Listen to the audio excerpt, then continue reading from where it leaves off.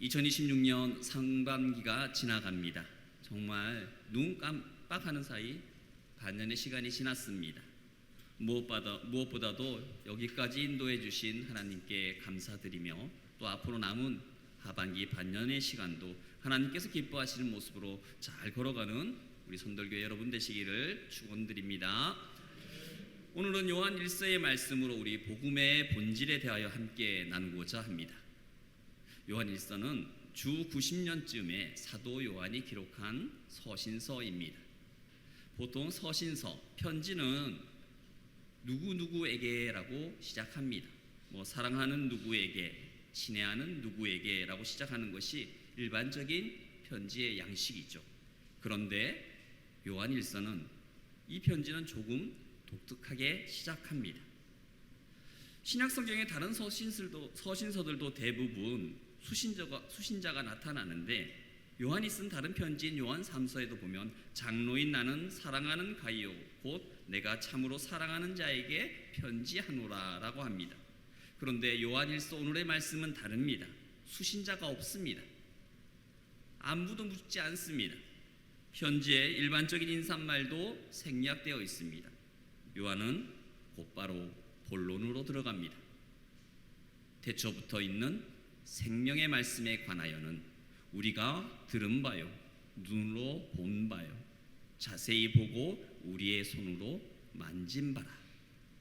마치 마음이 급한 사람처럼 시작합니다.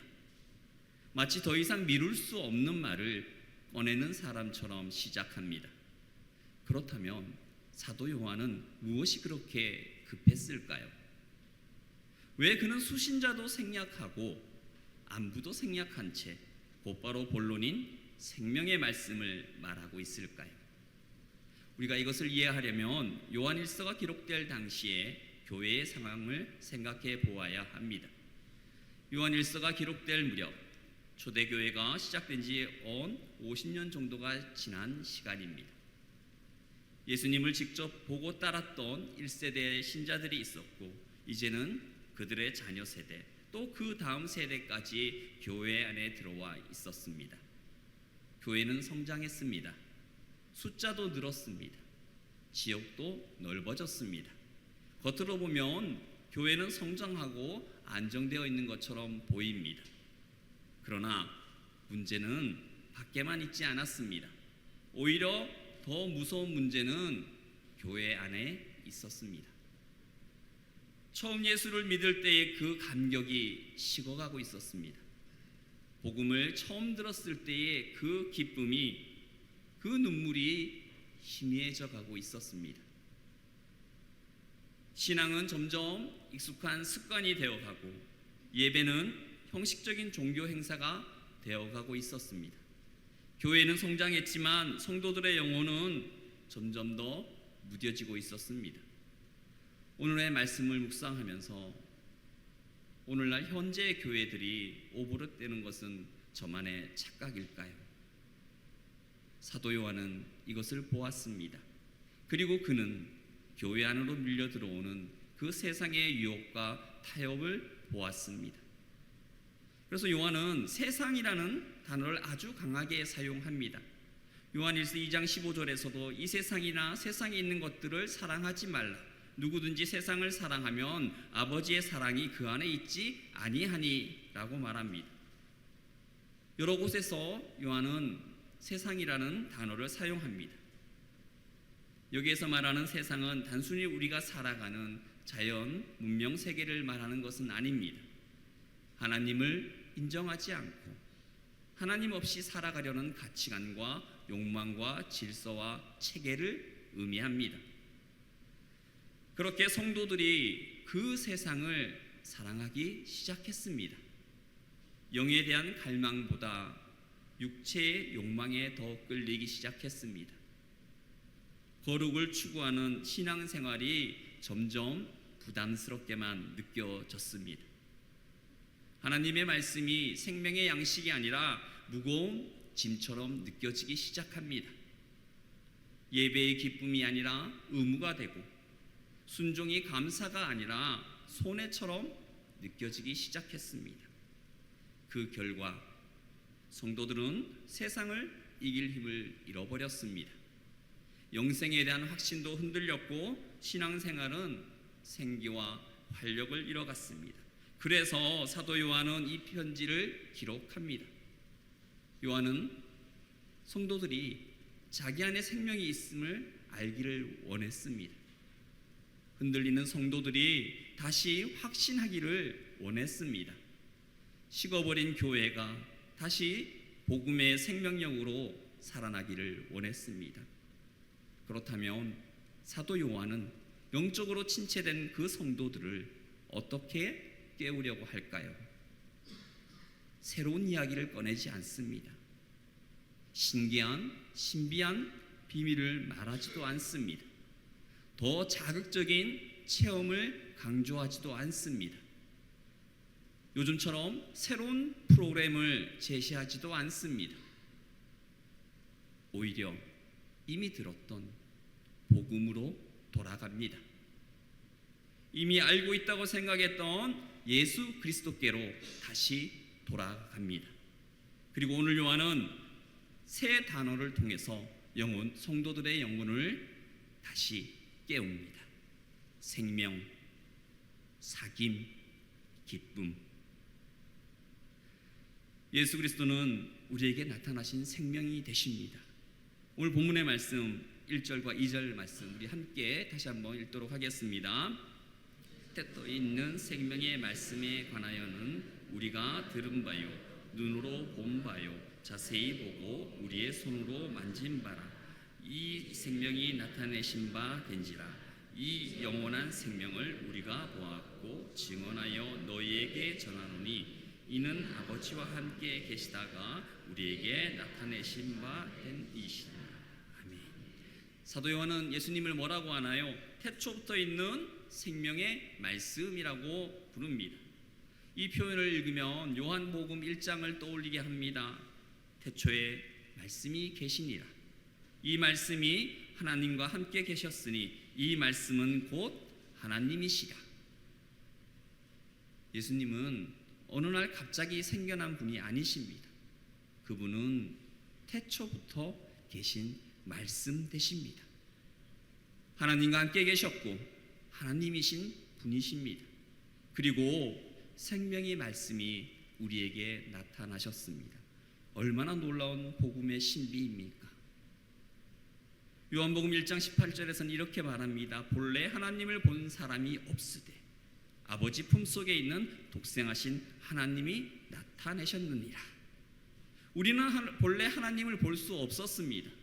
그런데 하나님께서 자신을 드러내셨습니다.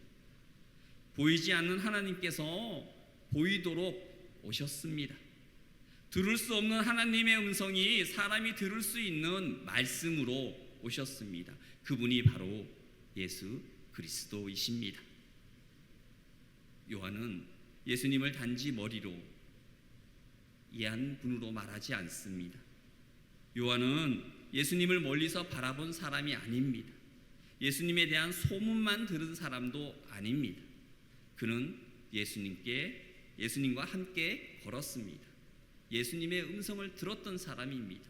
예수님의 얼굴을 보았던 사람입니다. 예수님의 그 손길을 경험했던 사람입니다. 마지막 만찬 자리에서는 예수님의 품에 기대어 있었던 사람입니다. 그러므로 요한의 오늘의 증언은 막연한 생각이 아니라는 것입니다. 추상적인 철학적인 말도 아니라는 것이죠. 만들어낸 이야기도 아니라는 겁니다. 역사 속에서 실제로 나타나신 바로 예수 그리스도에 대한 증언입니다. 요한은 이 사실을 강조하고 또 강조합니다. 들었고 보았고 자세히 보았고 만졌다고 말합니다. 이것은 예수님이 실제로 사람이 되셨다는 강력한 증언입니다. 예수님은 환상처럼 잠깐 보이다 사라진 분이 아니라는 것입니다. 예수님은 육체를 입고 우리 가운데 오신 하나님의 아들이시라고 말하고 있습니다. 왜 이것이 중요할까요? 예수님이 참으로 사람이 되셨기 때문에 우리를 대신하여 십자가에 죽으실 수 있었기 때문입니다. 예수님이 참 하나님이시기 때문에 그의 죽음은 우리를 구원하기에 충분한 능력이 있는 것입니다. 예수님이 참 하나님이시며 참 사람이시기 때문에 그분 안에 영원한 생명이 있습니다. 성도 여러분, 생명은 바로 예수 그리스도 안에 있습니다. 교회 마당의 화분에 블루베리 나무가 하나 시들어갑니다. 저는 죽은 줄만 알았는데 권사님이 살아나고는 있다고 합니다. 그래서 권사님이 살리려고 노력을 하셨습니다. 죽은 나무는 아무리 좋은 거름을 주어도 열매를 맺지 못합니다. 그러나 살아있는 나무는 때론 바람을 맞고 비를 맞고 가지치기를 당해도 결국 자라나 열매를 맺습니다. 우리의 신앙도 그러합니다. 우리가 먼저 가져야 할 것은 겉모양이 아니라 우리 안에 생명이 있어야 한다는 것입니다. 그리스도의 생명이 우리 안에서 자라나야 한다는 것입니다. 예수님을 믿는다는 것은 단지 교리 몇 가지를 인정하는 것이 아닙니다. 예수님을 믿는다는 것은 그분 안에 있는 생명을 받는 것입니다. 그리스도인은 하나님으로부터 영원한 생명을 받은 사람입니다. 육신의 생명은 부모를 통해서 받지만 영원한 생명은 하나님께로 받습니다. 그리고 이 생명은 반드시 우리의 삶 속에서 드러나게 됩니다. 우리의 신앙은 어떠하십니까? 우리는 다시 예수 그리스도께로 돌아가야 합니다. 새로운 자극을 찾기 전에, 더 화려한 방법을 찾기 전에 이미 우리에게 나타나신 생명의 말씀 예수 그리스도를 다시 바라보아야 합니다. 바로 예수님이 나의 생명 되심을 다시 붙들어야 합니다. 우리의 생명 되신 예수 그리스도를 우리가 진정으로 붙든다면 이 생명은 우리를 하나님과의 사귐으로 우리를 이끌어 가십니다. 오늘 본문 3절의 말씀입니다. 우리 3절의 말씀 함께 읽겠습니다. 우리가 보고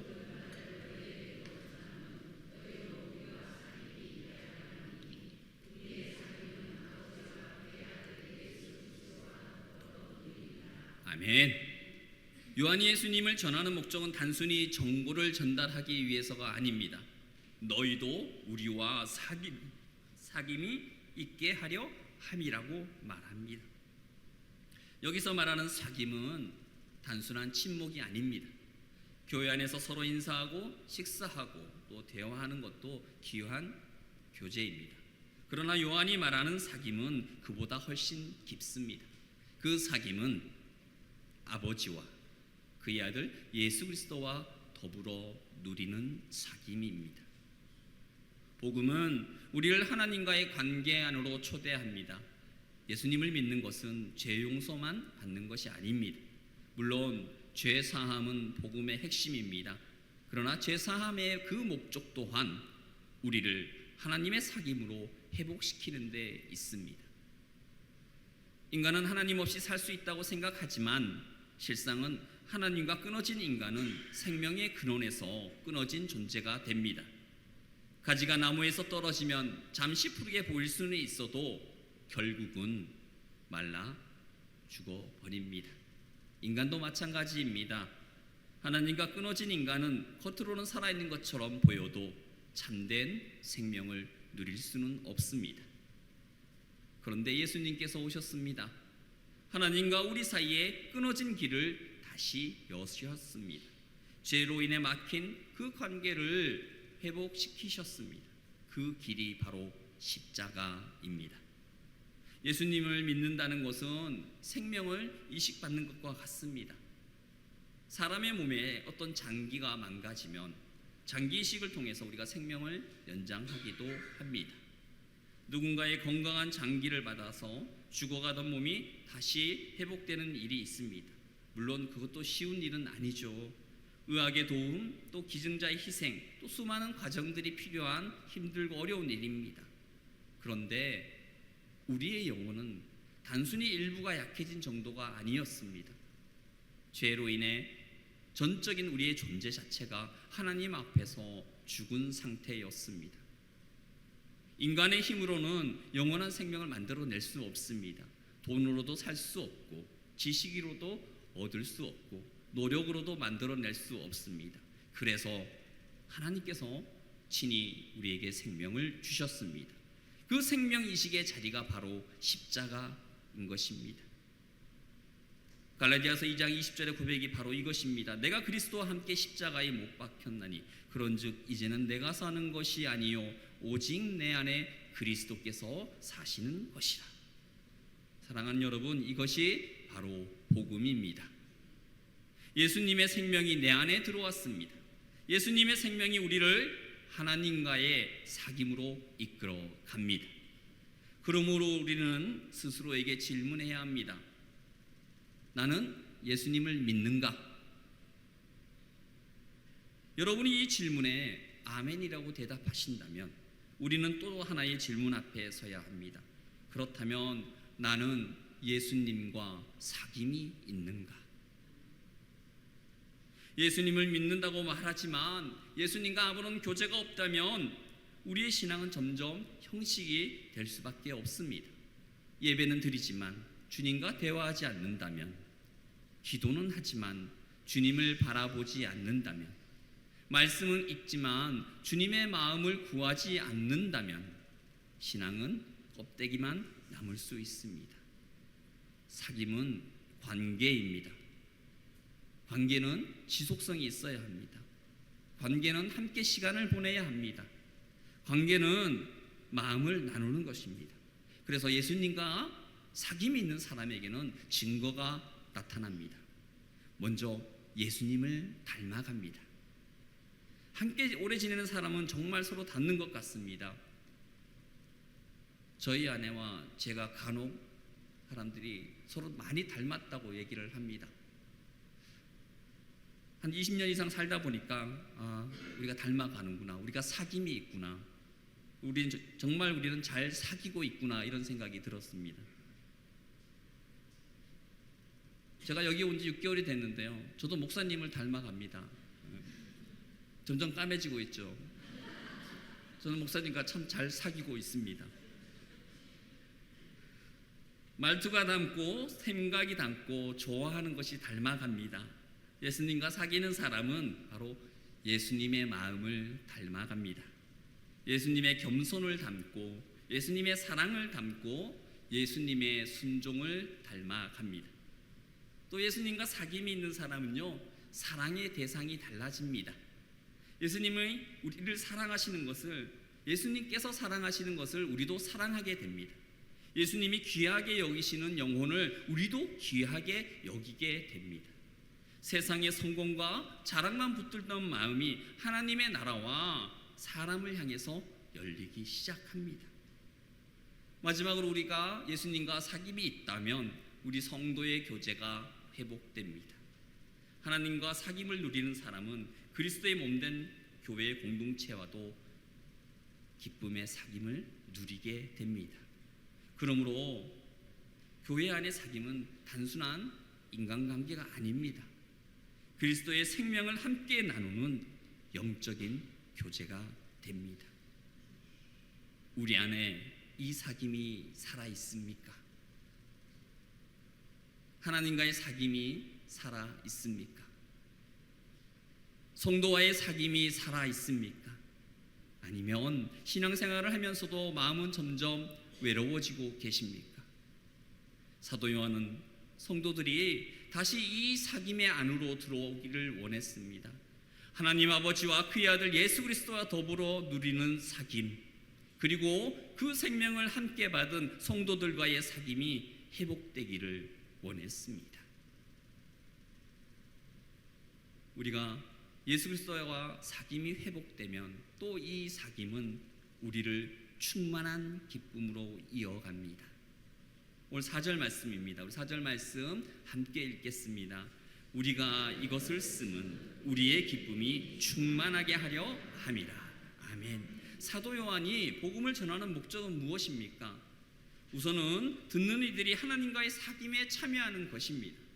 이어서 그로 인해서 기쁨이 충만해지는 것입니다. 정리하자면 복음은 생명을 낳습니다. 생명은 사귐을 낳습니다. 사귐은 기쁨을 낳습니다. 요한은 이 진리를 알았습니다. 그가 예수님을 증언하는 이유는 단순히 의무감 때문이 아니었습니다. 내가 복음을 전해야 하니까 어쩔 수 없이 전한다가 아니었습니다. 그는 생명의 복음이 전해질 때 사람들이 하나님께 돌아오고 하나님과 사귐을 누리고 그 안에서 기쁨이 회복된다는 사실을 알았기 때문입니다.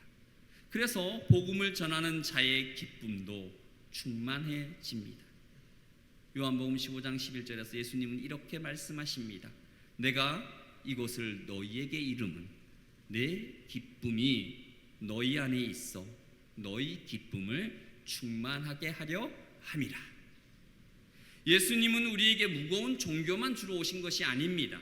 예수님은 우리에게 참된 기쁨을 주러 오셨습니다. 그 기쁨은 상황이 좋아서만 생기는 기쁨도 아니고 문제가 없어서 생기는 기쁨도 아니고 사람들에게 인정받아서 생기는 기쁨이 아니라 예수님이 내 안에 계시기 때문에 누리는 기쁨, 내 죄가 용서받았기 때문에 누리는 기쁨, 하나님과의 관계가 회복되었기 때문에 누리는 기쁨, 영원한 생명이 내 안에 있음을 알기 때문에 누리는 바로 그 기쁨입니다. 우리나라 기독교 초창기에 이런 말이 있었다고 합니다. 불신자들이 예수 믿는 사람들을 보면 이렇게 말했다고 합니다. 불교 신자들은 초상집에 사는 사람들 같고 유교 신자들은 제사집에 사는 사람들 같지만 예수 믿는 사람들은 날마다 잔치집에 사는 사람들과 같다. 물론 모든 표현을 그대로 일반화할 수는 없지만 중요한 것은 이것입니다. 당시 예수 믿는 사람들에게는 세상이 이해할 수 없는 기쁨이 있었다는 것입니다. 가난해도 기뻐했습니다. 박해를 받아도 찬송했습니다. 손해를 보아도 감사했습니다. 왜 그렇습니까? 그들 안에 예수님이 계셨기 때문입니다. 그들 안에 영원한 생명이 있었기 때문입니다. 하나님과의 사귐이 그들의 영혼을 잔치집으로 만들었기 때문입니다. 지금 우리의 기쁨은 어디에 있습니까? 좋은 일이 생겨야만 기뻐하십니까? 내 뜻대로 되어야만 기뻐하십니까? 사람들이 알아주어야만 기뻐하십니까? 형편이 좋아져야만 기뻐하십니까? 그리스도인의 기쁨은 그 환경보다 더 깊은 곳에 있습니다. 그 기쁨은 생명에서 나옵니다. 그 기쁨은 하나님과의 사귐에서 나옵니다. 그 기쁨은 내 안에 그리스도께서 사신다는 그 확신에서 나옵니다. 오늘 본문의 요한의 인사말도 생략하면서 긴박함을 가지고 우리에게 외치는 것은 바로 우리에게 신앙의 본질을 다시 묻습니다. 생명, 사귐, 기쁨.